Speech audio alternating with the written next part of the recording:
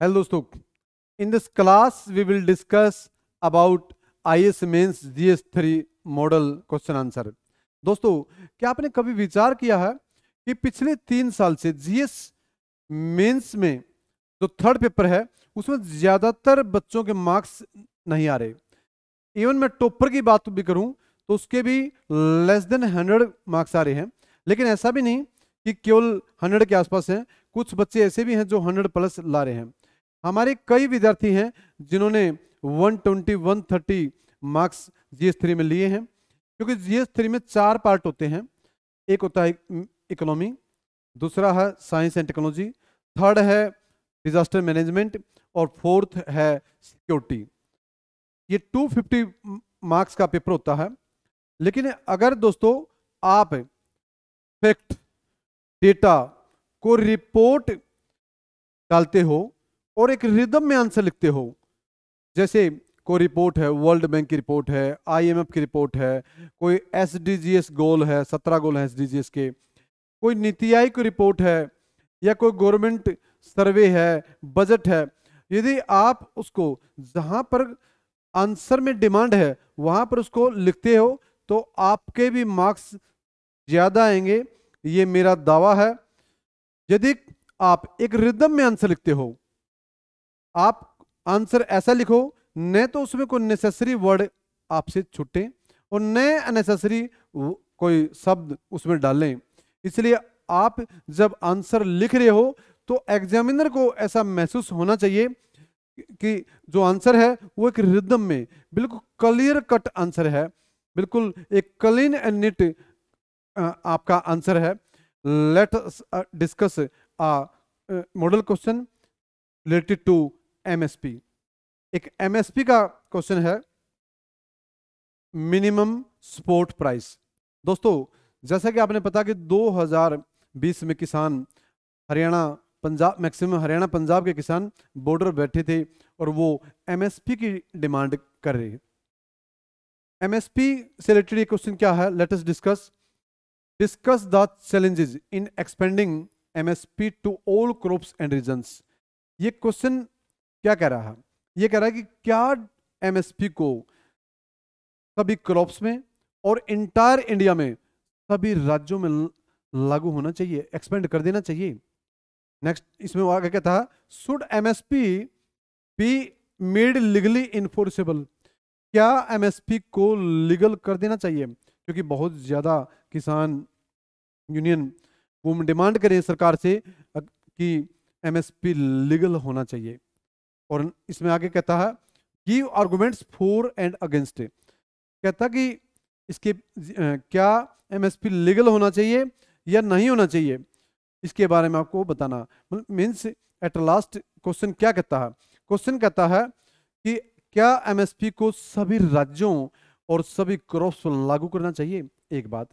दूसरी बात क्वेश्चन में क्या कह रहा है कि क्या एमएसपी को लीगल होना चाहिए, जैसे किसान यूनियन डिमांड करी है। और थर्ड इसमें है कि एमएसपी लीगल होना चाहिए या नहीं होना चाहिए। दोस्तों, ये क्वेश्चन है, ये एक मॉडल क्वेश्चन है। यदि आपने इस तरह आपने लिखा तो मैं दावा करता हूं कि आपके 10 में से 6 या 7 मार्क्स और 15 में से 10 या 11 मार्क्स जरूर मिलेंगे, क्योंकि मैंने भी 3 बार इंटरव्यू दिया है आईएएस का।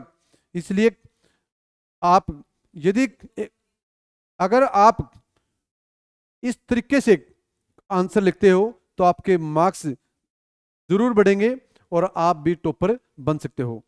एमएसपी क्या है? सबसे पहले जैसे इसमें आपने इंट्रोडक्शन देना है, जैसा कि आप सबको पता है कि इंट्रोडक्शन, उसके बाद मेन बॉडी और कंक्लूजन, 3 पार्ट होते हैं किसी भी क्वेश्चन के, और आगे आप वे फॉरवर्ड भी दे सकते हो। इंट्रोडक्शन में जैसे आप क्वेश्चन क्या है एमएसपी, मैंने पहले बताया कि एमएस जो इंट्रोडक्शन है उसकी शुरुआत आप चाहे तो को करंट रिपोर्ट हो, चाहे को डेफिनेशन हो, चाहे को किसी कमीशन की रिपोर्ट हो, तो आप ऐसे कोई फैक्ट या डेटा हो उसे शुरुआत कर सकते हो। जैसे इसमें आप शुरू में लिख सकते हो कि एमएसपी क्या, वो मिनिमम प्राइस है जो सरकार किसानों से डायरेक्ट खरीदती है।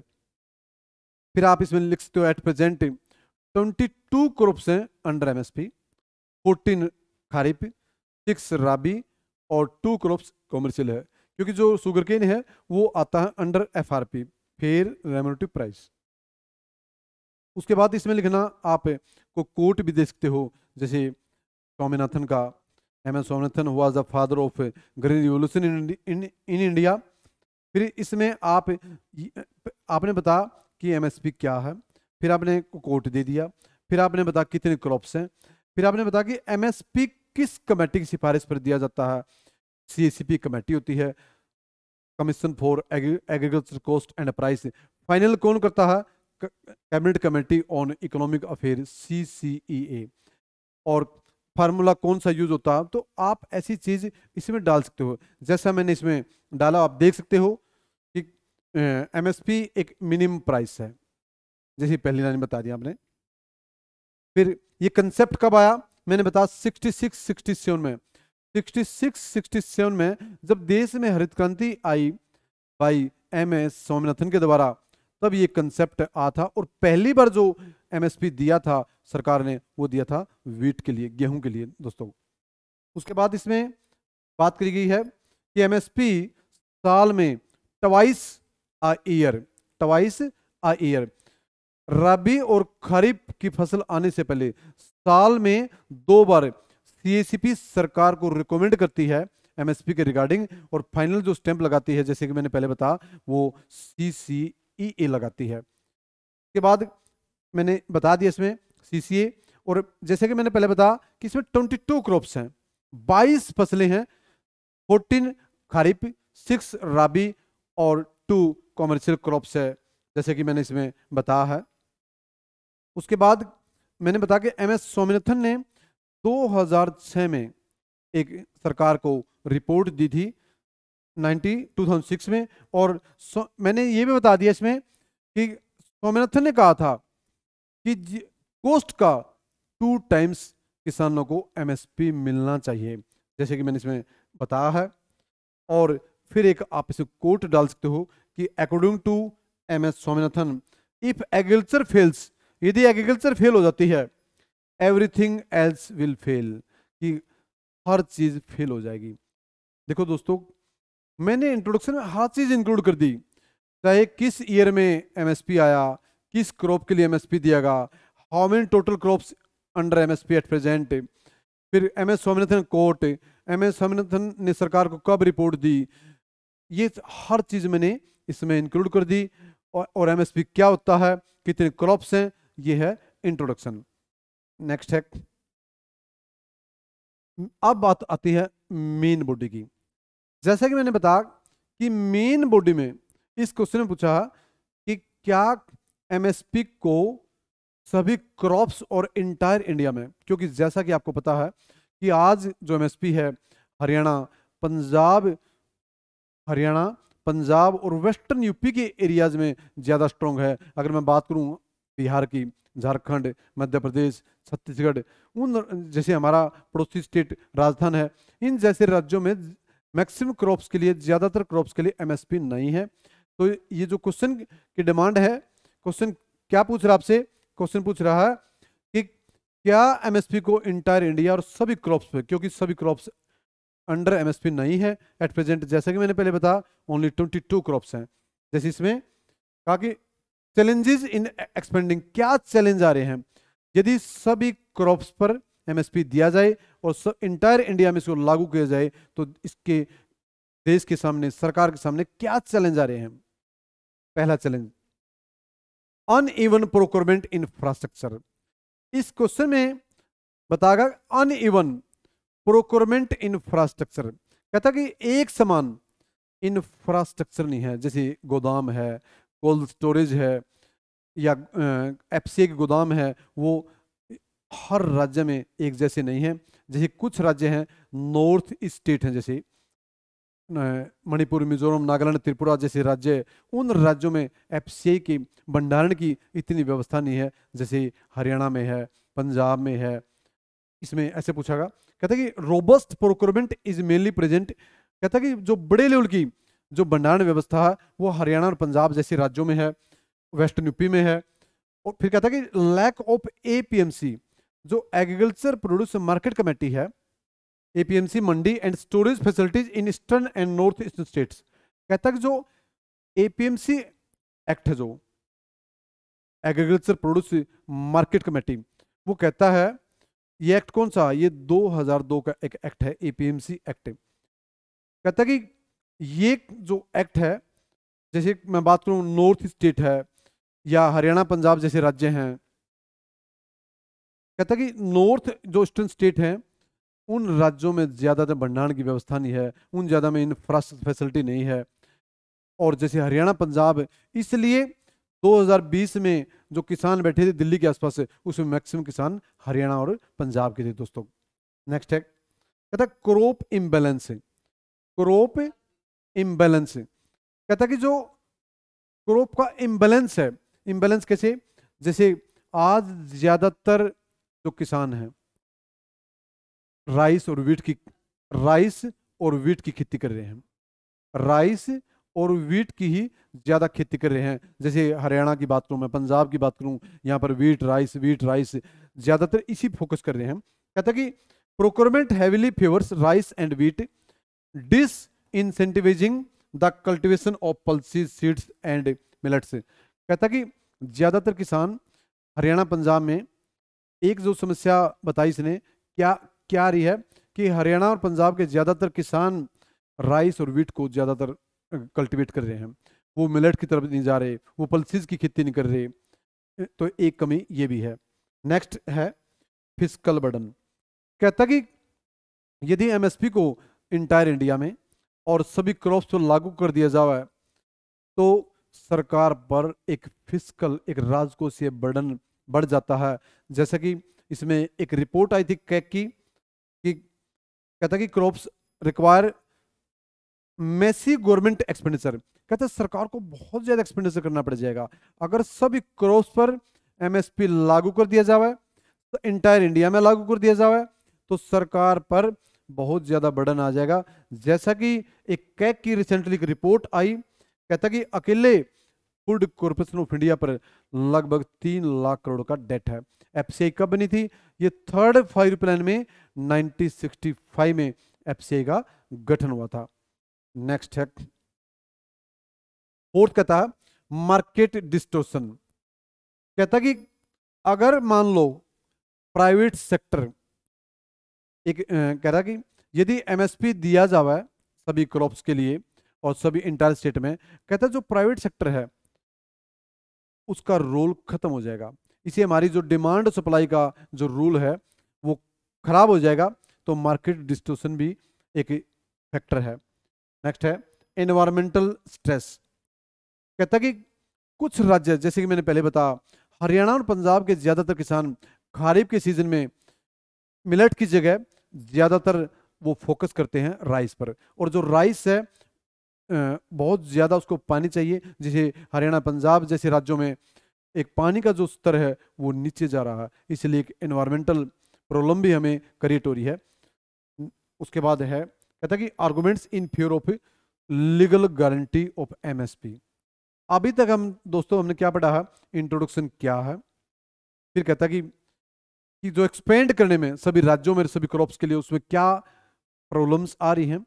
अब बात आती है कि जो एमएसपी है उसके फेवर में कि एमएसपी को क्या लीगल करना चाहिए, क्या एमएसपी को, जैसे कि डिफरेंट किसान यूनियन लाइक संयुक्त किसान मोर्चा डिमांड करी है बार बार कि जो एमएसपी है उसको लीगल होना चाहिए। तो वो लीगल क्यों होना चाहिए, किसान ऐसा क्यों डिमांड कर रहे हैं। जैसे पहली बात करता है फार्मर्स इनकम सिक्योरिटी। अगर मान लो एमएसपी सभी क्रॉप्स पर लागू हो गया तो किसानों की इनकम सिक्योर हो जाएगी, किसानों का स्टैंडर्ड ऑफ लिविंग बढ़ जाएगा। नेक्स्ट है स्टेबल रूरल इकोनॉमी, क्योंकि आपको पता कि आज देश की में लगभग एक अकॉर्डिंग टू इकोनॉमिक सर्वे 2025-26 के अनुसार आज देश के लगभग 50% population are working in agriculture, agriculture में काम कर रही है, और agriculture is the backbone of Indian rural economy. Indian rural economy की एग्रीकल्चर क्या है, एक बैकबोन है। तो इससे क्या होगा, हमारी रूरल इकोनॉमी स्टेबल होगी। नेक्स्ट है क्रॉप डाइवर्सिफिकेशन। अगर सभी क्रॉप्स पर मान लो एमएसपी मिलेगा तो किसान न केवल राइस एंड व्हीट, जिसे हमारा कई राज्यों में पानी का स्तर नीचे जा रहा है, बल्कि किसान दूसरी क्रॉप्स को भी सोइंग करने के लिए मोटिवेट होंगे, दूसरी क्रॉप भी पैदा करेंगे। नेक्स्ट है राइट टू फार्मर्स। कहता कि जो फार्मर्स हैं, जैसे फार्मर्स हैं, एक अगर उनको एमएसपी का राइट मिल गया तो वो डिफरेंट क्रॉप पैदा करेंगे। जैसे कि मैंने पहले बताया, वो ज्यादा प्रोडक्शन करेंगे क्योंकि उनका स्टैंडर्ड ऑफ लिविंग ऊंचा होगा। उनको एक सरकार की तरफ से सिक्योरिटी मिल जाएगी कि हम जितना प्रोडक्शन कर रहे हैं वो हमारा बिक जाएगा। जैसा कि एक कमेटी बनाई सरकार ने, जिस कमेटी का नाम था संता कुमार कमेटी। संता कुमार कमेटी ने कहा था कि आज देश में मात्र 6% किसान ही एमएसपी का बेनिफिट ले रहे हैं, 6% फार्मर ही क्या कर रहे हैं, एमएसपी का बेनिफिट ले रहे हैं। ये क्या पढ़ रहे हैं हम कि एमएसपी क्यों लीगल होना चाहिए, उनके बारे में पढ़ रहे हैं। नेक्स्ट है अब है arguments against legal guarantee of MSP. कहता कि एमएसपी लीगल क्यों नहीं होना चाहिए दोस्तों, क्यों लीगल नहीं होना चाहिए। मतलब जैसे एक तरफ कहते हैं कि लीगल होना चाहिए, दूसरी तरफ कुछ लोग कहते हैं लीगल नहीं होना चाहिए। क्यों लीगल नहीं होना चाहिए एमएसपी? जैसे मैं बात करूं, पहला पॉइंट है ह्यूज फिस्कल बर्डन। कहता कि अगर सरकार सभी क्रॉप्स पर और इंटायर इंडिया में एमएसपी प्रोवाइड करवा दे तो सरकार का जो राजकोष से घाटा है, वो जो फिस्कल बर्डन है वो बढ़ जाएगा। जैसा कि नीति आयोग की एक रिपोर्ट के अनुसार अगर सभी फसलों पर लागू हो गया तो लगभग सरकार पर 10 लाख करोड़ का अतिरिक्त बोझ पड़ जाएगा। ये है फिस्कल बर्डन। इसलिए सरकार का एक पार्ट, एक अंग ये भी कह रहा है कि एमएसपी लीगल नहीं होना चाहिए, क्योंकि नीति आयोग ने कहा था अगर इसको लीगल कर दिया तो सरकार पर एडिशनल 10 लाख करोड़ का बोझ पड़ जाएगा, बर्डन पड़ जाएगा। 10 लाख जैसे मैंने इसमें बताया है। Violating of WTO norms. World Trade Organization जैसा कि 1995 में बना था, 1 जनवरी 1995 वर्ल्ड ट्रेड, जैसा कि एक डब्ल्यूटीओ में एक वर्ड है एग्रीमेंट ऑन एग्रीकल्चर, जो 1995 में जब डब्ल्यूटीओ बना उस टाइम आया था। एग्रीमेंट ऑन एग्रीकल्चर के 3 पार्ट हैं, एक है डोमेस्टिक सपोर्ट, मार्केट एक्सेस और एक्सपोर्ट सब्सिडी। डोमेस्टिक सपोर्ट के 3 पार्ट होते हैं, amber box subsidy, blue box subsidy और ग्रीन बॉक्स सब्सिडी। जो एमएसपी है वो किस में आता है, एम्बर बॉक्स सब्सिडी में। और एम्बर बॉक्स सब्सिडी के ऊपर ही मैक्सिमम डिस्प्यूट होता है डेवलप्ड और डेवलपिंग कंट्रीज के बीच में। जो विकसित देश हैं, अमेरिका, यूरोपियन यूनियन, वो लगातार सब्सिडी बढ़ा रहे किसानों के लिए एम्बर बॉक्स के रिगार्डिंग, जबकि भारत जैसे देश में इतनी सब्सिडी नहीं दी जाती। इसलिए डब्ल्यूटीओ का भी एक प्रेशर है कि भारत सरकार पर कि आप किसानों को ज़्यादा सब्सिडी मत दीजिए, लाइक चाहे एमएसपी है, चाहे वो पावर सब्सिडी है, सीड सब्सिडी है, एग्रीकल्चर इक्विपमेंट सब्सिडी है या क्रेडिट सब्सिडी है। थर्ड है storage and disposal problems. Like कहता कि देश में जो स्टोरेज फैसिलिटीज है वो कम है। जैसे मैंने बताया कि वीट और राइस का तो सरकार कहीं ना कहीं कर लेती है, केवल सरकार नहीं बल्कि प्राइवेट आज बहुत ज़्यादा गोदाम है जहाँ पर सरकार भंडारण करती है वीट का, राइस का। लेकिन कहता कि यदि सभी क्रॉप्स के लिए एमएसपी लागू कर दिया तो कुछ क्रॉप्स हैं जैसे नाइजर सीड है, मैंने बताया, सीसेमम है, लाइक तिलहन की जो क्रॉप्स हैं, इनकी भंडारण की व्यवस्था गड़बड़ा जाएगी। नेक्स्ट है induce MSP demands from other agriculture sectors. कहता अगर सभी क्रॉप्स पर एमएसपी लागू कर दिया इंटायर इंडिया में तो कहता कि दूसरी जो क्रॉप्स हैं लाइक या दूसरे जो अलाइड सेक्टर हैं एग्रीकल्चर के, लाइक पीसी कल्चर है, हॉर्टिकल्चर है या हैचरीज है, वो भी डिमांड करेंगे कि हमें भी एमएसपी मिलना चाहिए। तो इसे भी सरकार पर बहुत ज्यादा बर्डन बढ़ जाएगा। नेक्स्ट है गवर्नमेंट स्टेप्स क्या है, कि गवर्नमेंट ने क्या स्टेप्स लिए हैं जिससे किसानों के डबल इनकम हो जाए, जिससे किसान क्रॉप डाइवर्सिफिकेशन करें, जैसे किसानों की का जो स्टैंडर्ड है वो बहुत ज़्यादा ऊंचा उठे। मतलब सरकार ने काफ़ी स्टेप्स लिए हैं ताकि किसान, हमारा जो फार्मर है, जो डेवलप कंट्री है, उनके साथ इंटरनेशनल मार्केट में कॉम्पीट कर सके।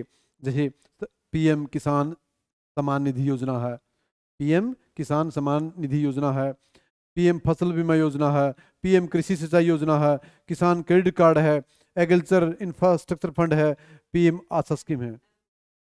ये कुछ ऐसी स्कीम है, ये कुछ ऐसी स्कीम है जिससे किसानों के डबल इनकम होगी, किसान वर्ल्ड मार्केट में कॉम्पीट कर पाओगा। यहां पर आपको ज्यादा डिटेल में लिखने की जरूरत नहीं है। जैसा मैंने क्वेश्चन में लिखा, यदि मान लो यूपीएससी ने पूछा आपसे कि सरकार ने क्या स्टेप लिए हैं, मैंने एक मॉडल आंसर ऐसा बनाया है कि आपका एमएसपी पर कोई भी क्वेश्चन आ जाए, अगर यूपीएससी ने पूछा कि स्टेप क्या लिया सरकार ने, कदम लिए हैं, तो आप ये स्टेप्स लिख सकते हो। कई बार यूपीएससी ये भी पूछ सकती है, discuss in the contest of प्रधानमंत्री फसल बीमा योजना, प्रधानमंत्री किसान सम्मान निधि योजना, तब आप उस पर पूरा डिटेल में लिख दो। अगर स्टेप नहीं पूछे तो आपने लिखने की ज्यादा जरूरत नहीं है। इस क्वेश्चन में जो डिमांड थी, जैसे पहले इंट्रोडक्शन था, फिर क्या दिक्कतें आ रही हैं कि पूरे इंटायर इंडिया और सभी क्रॉप्स पर लागू करने में, फिर एमएसपी को लीगल क्यों करना चाहिए उसके फेवर में, एमएसपी को लीगल नहीं करना चाहिए उसके डिसफेवर में, और फिर आता है इसमें मैंने लिखी कि सरकार ने क्या स्टेप लिए हैं, क्या स्कीम्स लागू की हैं। यदि स्टेप लिए हैं तो लिख दो, नहीं कोई ज्यादा लिखने की जरूरत नहीं। अगर लिख भी दो दो चार तो उस पर गलत भी नहीं होगा। नेक्स्ट है, कहता कि कंक्लूजन, जो लास्ट स्टेप आता है कंक्लूजन, इसमें है कि एमएसपी एक क्रूशियल टूल है फार्मर को के लिए क्या है, एक क्रूशियल टूल है फार्मर के लिए, लेकिन कहता कि making it legally enforceable all over India. कहता कि एक वैसे तो किसानों का स्तर ऊंचा उठाने के लिए एमएसपी एक अच्छा वेपन है, अच्छी स्कीम है, लेकिन कहता कि अगर करंट सिनेरियो ऑफ इंडिया देखा जाए तो इस सिनेरियो में एमएसपी को लीगल नहीं कर सकती, जैसा कि मैंने पढ़ा है, क्योंकि सरकार पर बहुत ज्यादा बर्डन बढ़ जाएगा, सरकार के पास ओवर प्रोडक्शन हो जाएगा, इसलिए सरकार इसको लागू नहीं कर रही। यह है एक कंक्लूजन। उसके बाद है वे फॉरवर्ड। वे फॉरवर्ड में आपने बताना कोई कि इसका क्या कोई एक पॉजिटिव वे में, क्योंकि कंक्लूजन हो या वे फॉरवर्ड हो उसको हमेशा पॉजिटिव वे में लिखा जाता है। कहता कि प्रमोशन ऑफ क्रॉप डाइवर्सिफिकेशन, कहता कि किसानों को एमएसपी लीगल न करने के बजाय यदि किसान खुद ही बदल कर क्रॉप प्रोड्यूस करें, यदि बार बार वीट एंड राइस जैसे हरियाणा पंजाब में किसान करते हैं, तो उससे क्या है, एक तरफ तो ओवर प्रोडक्शन की प्रॉब्लम क्रिएट हो जाती है, दूसरी तरफ सोइल फर्टिलिटी भी घट जाती है। तो इसलिए सरकार कहती है कि यदि आपको इनकम डबल करनी है तो आप हॉर्टिकल्चर फार्मिंग करो, जैसे फ्रूट्स की, वेजिटेबल की, आप बार बार राइस एंड वीट मत पैदा करो। तो एक कहता है क्रॉप वे फॉरवर्ड, क्या होता है क्रॉप डाइवर्सिफिकेशन। उसके बाद कहता है इन्वेस्टमेंट इन एग्रो मार्केटिंग, कहते हैं कि एग्रो मार्केटिंग में इन्वेस्टमेंट करो, जो भंडारण है, कोल्ड स्टोरेज है, या एफसीए के भंडारण है, एफसीए गोदाम है, उन ज़्यादा से ज़्यादा उनका निर्माण करो। उसके बाद कहता है price deficiency payment scheme, price deficiency payment scheme, ये scheme given by NITI Aayog and economic survey ने स्कीम दी है। ये स्कीम क्या है, मान लो गेहूं का रेट, फॉर एग्जांपल इमेजिन गेहूं का रेट है 1500 रुपये क्विंटल, लेकिन मार्केट में रेट है 1200 रुपये क्विंटल, जो 300 रुपये का लॉस हो रहा है वो उसका भुगतान आपको सरकार करेगी। तो ये है प्राइस डेफिशिएंसी पेमेंट स्कीम, जैसे कि मैंने इसमें लिखा नीति आयोग और इकोनॉमिक सर्वे ने। ऐसी स्कीम जैसे हरियाणा में शुरुआत करी है, लाइक इन हरियाणा जैसे हरियाणा में भावांतर भरपाई स्कीम है, जो वेजिटेबल के लिए शुरुआत की थी हरियाणा सरकार ने, Bhavantar Bharpai Yojana can be launched as a central sector scheme. कहता कि जो ये स्कीम है, प्राइस डेफिनेंसी स्कीम है, यदि किसानों को लॉस हो रहा है और हरियाणा सरकार ने जो स्कीम चलाई है भावांतर भरपाई स्कीम, यदि इसी तरह किसानों को लॉस हो रहा है, उस लॉस की भरपाई के लिए केंद्र सरकार उसको फाइनेंस करती है, तो किसान का जो स्टैंडर्ड है वो ऊंचा होगा, किसान को लॉस नहीं होगा। दोस्तों ये क्वेश्चन था एमएसपी से रिलेटेड। एमएसपी क्योंकि एक हॉट टॉपिक है, GS3 में आया भी है और आगे भी आ सकता है, क्योंकि किसान इसकी लगातार डिमांड कर रहे हैं। संयुक्त किसान मोर्चा, जिसमें ज़्यादातर हरियाणा, पंजाब और वेस्टर्न यूपी के किसान हैं, वो एक तरफ मांग कर रहे हैं कि एमएसपी को लीगल किया जाए, जबकि दूसरी तरफ सरकार इसको लीगल नहीं कर रही। दोस्तों आपके अनुसार क्या एमएसपी लीगल होना चाहिए या नहीं होना चाहिए? आप इस पर कमेंट कीजिए, इसको शेयर कीजिए, और ऐसे ही क्वेश्चन आंसर के लिए आप हमें सब्सक्राइब कीजिए और लगातार हमसे जुड़े रहिए। धन्यवाद दोस्तों।